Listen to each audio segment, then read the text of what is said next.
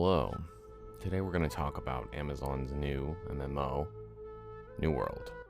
Specifically, if the game is worth purchasing and playing. To start, let's go over what New World is for our fellow humans that might be living under a rock. As I recently found out my roommate is one of them, he had no idea what the game was until I brought it up to him 4 days after the game had launched, which is also when I started playing. New World is an MMO with action-style combat, released on September 28th this year by Amazon. It launched to pretty large success, of over 700,000 peak users at launch, and I think at some point it even reached over 900,000. Twitch views, it had about 1 million, and it currently sits at about 500,000 users playing on average daily. The game has retained about half of its active users, and we're about a month after launch, which is a good sign for any MMO. Now, to the important bit, is it actually worth playing? The answer to this question is obviously going to vary a bit from person to person, so I will do my best to lay out the pros and cons before giving my personal opinion. The combat system in New World is fairly easily compared to Dark Souls. Its feel and style are incredibly similar. You can time dodges and rolls, which can open a small window of invulnerability to damage. Your effectiveness at dodges varies depending on the weight of your gear. Light armor allowing you to do full dodge rolls, medium allowing a small hop, and heavy armor simply having an animation that sort of looks like a shrug as you get a split second not to take damage. Heavy armor also requires the most precise timing, whereas light armor requires the least precise timing. There is also blocking and parrying mechanics that are tied to a stamina bar. Its armor system is balanced by heavy armor giving much higher resistances to damage taken but less maneuverability, light armor being the opposite at high maneuverability but less damage mitigation. However, light armor also gives a damage and healing bonus. Medium also will give you a damage and healing bonus, but it is less than the light armor counterpart. I would like to add the caveat is that at this time of recording, which is about a month after launch, it has been found that these bonuses are not applying properly. In fact, they're not applying at all. So there are no current damage bonus or healing bonuses applied when wearing light and medium armor within the game. That should change at some point in the future, but there is no ETA on when this bug will get fixed. I will go further into bug issues later. This, however, is where the similarities to Dark Souls end and the more MMO-like features begin. This is also where I personally see the biggest strength of New World's combat system. Each weapon system has unique skill trees with abilities you can unlock the more you use the weapon. You can have up to 3 skills available for use at one time for each weapon. But there are many more you can unlock and swap out. This is the real complexity and magic, pun intended, of the game's combat system. Each weapon has 2 skill trees. You go down and unlock various active and passive abilities that increase damage or utility from that weapon, meaning your class is effectively tied to whatever weapon your weapon tree and skill you have equipped at a time. You can change both your weapon or skill tree at any time outside of combat.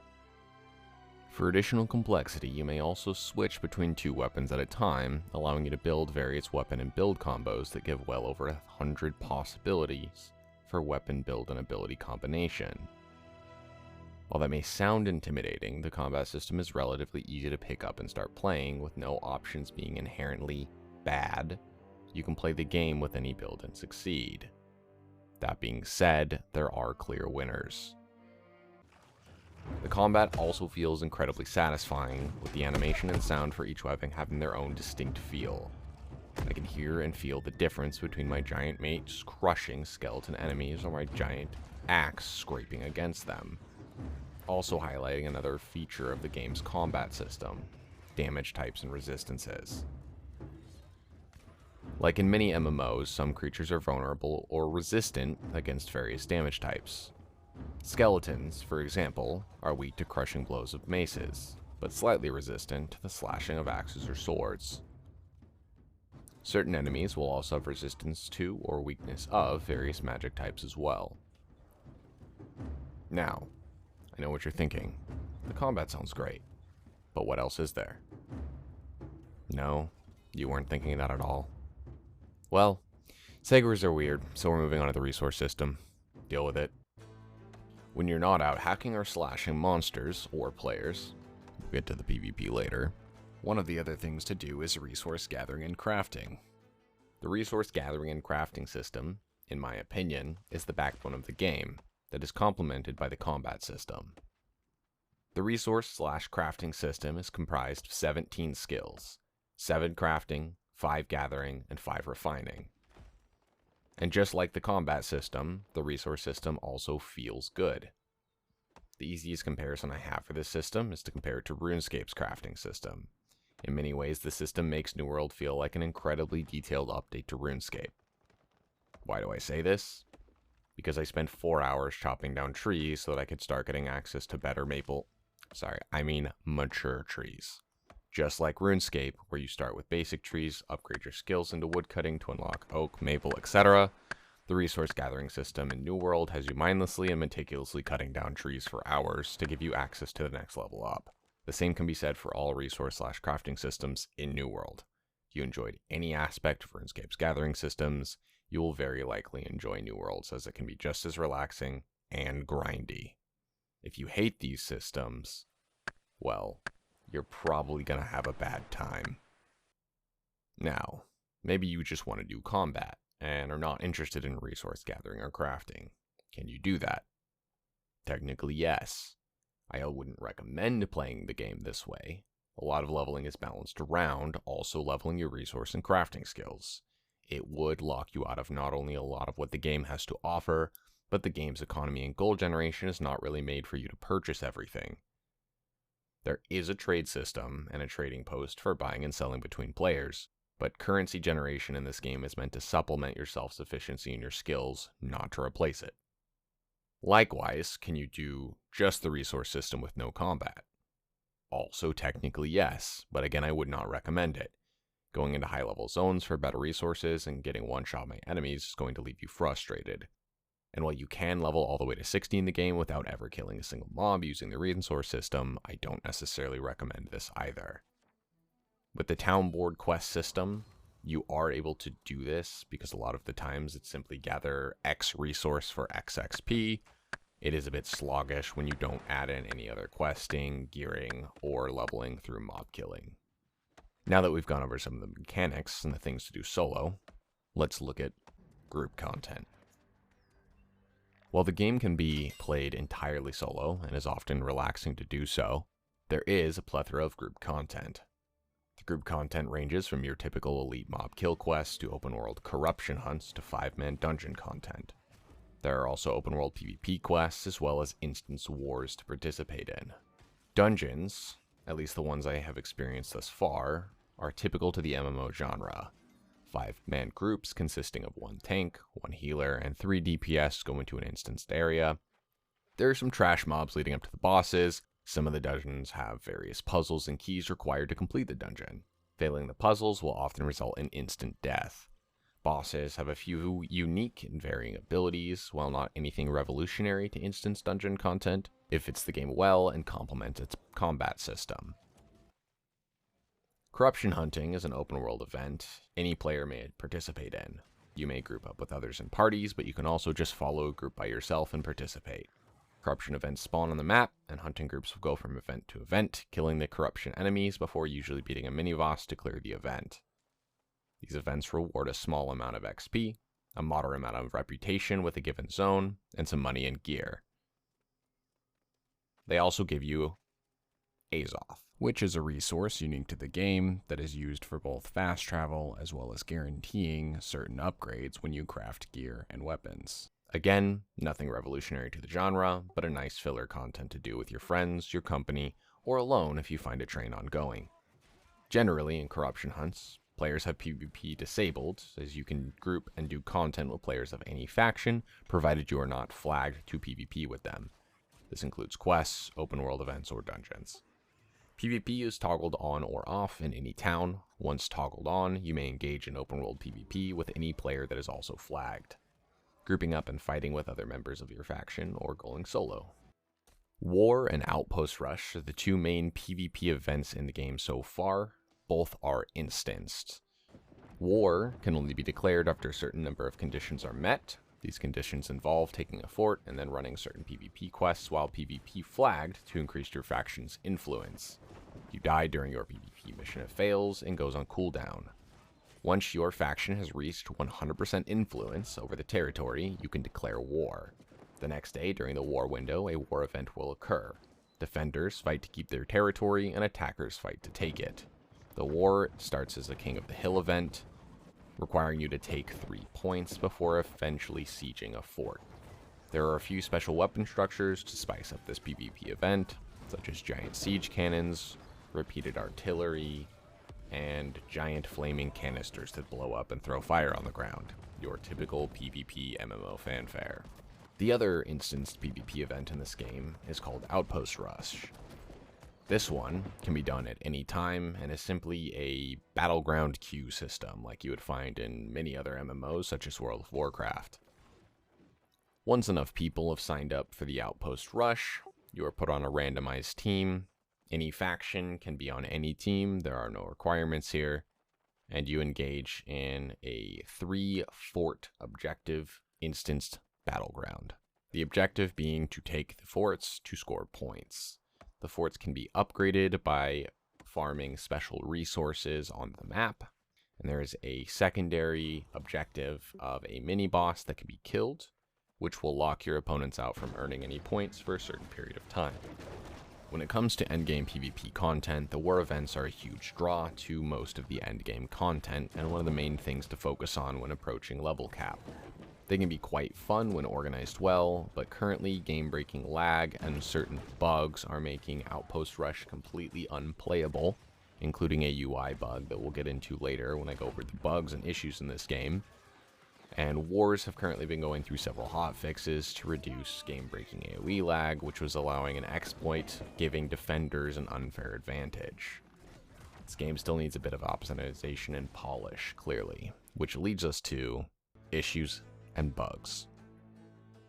Now that we've gone over roughly how the game functions and some of the things that I personally enjoy about it, it wouldn't be fair not to mention the few issues I have with the game, as no game is perfect, especially not a fresh MMO. While nothing terribly game-breaking, there are a few frustrating bugs still in the game, as well as a few that are fun to use. Some of the more annoying ones are not being able to use auto-run until you interact with an object again, such as a bush, rock, or tree. There are also times when your weapons will not interact with enemies, not allowing you to damage or block until you swap between weapons. There's an additional weapon swap bug in the game where it shows you as using one weapon, but your icons are a different weapon and you cannot use any of your abilities. You can still hit with the weapon during these times, as it is a completely separate bug, but clearly weapon swapping has not been fully polished. Some of the corruption events are bugged and don't give rewards when completed. This was an ongoing issue for the first several weeks of the game, as all high-end corruption event content did not give any rewards because they were unable to be completed due to a bug with the item required to complete them. This has since been corrected. However, due to a secondary bug with those high-level content corruption events also giving too much loot, they were completely disabled. Mob aggro can be incredibly janky. Sometimes mobs will randomly stop attacking you and go after someone completely random that's nearby and hasn't engaged at all. Some mobs will also chase you across an entire zone, while others will reset back to full health completely randomly while you're fighting them, resetting to about 3 feet away, clearly not outside their leash zone. The tagging system for mobs seems to be damage-based, but the number appears arbitrary or fluctuating, meaning there are times where you don't get credit for a boss mob even if you're attacking it for 20 plus seconds. This can also be frustrating for mobs running around in a large group of enemies, and as a melee user you aren't able to get in very many hits, causing you to not get credit even if you were there from the start. One of the more fun bugs I've encountered is an encumbrance bug, where if you move while gathering at the right time during the end of the animation, the encumbrance will not work. You'll get this glitchy movement that allows you to run at full speed even with your weight over limit. From what I could tell, there is no hard limit to this, with the exception perhaps being eventually there is a weight limit where your characters can't move or attack anymore. I've not been able to get a character to that weight limit yet while deploying this bug, but it is possible that you might still be able to move with it. Another bug that's specific to healing that's impossible to get actual footage for because of the way the bug functions. Essentially, there's a way in the game to self-cast by pressing Control and then the spell you would like to cast as a healer. The thing is, this doesn't seem to work a lot of the time. I've found that at least half the time when I go to cast a heal on myself, it casts on one of my random party members instead, which can be incredibly frustrating and also detrimental as you being the healer dying is kind of a big deal. Outside of bugs, I find the Azoth system to be somewhat annoying, particularly the fast travel system taking Azoth, and so much of it, as well as the weapon tree reset. Azoth is not a super easy resource to come by.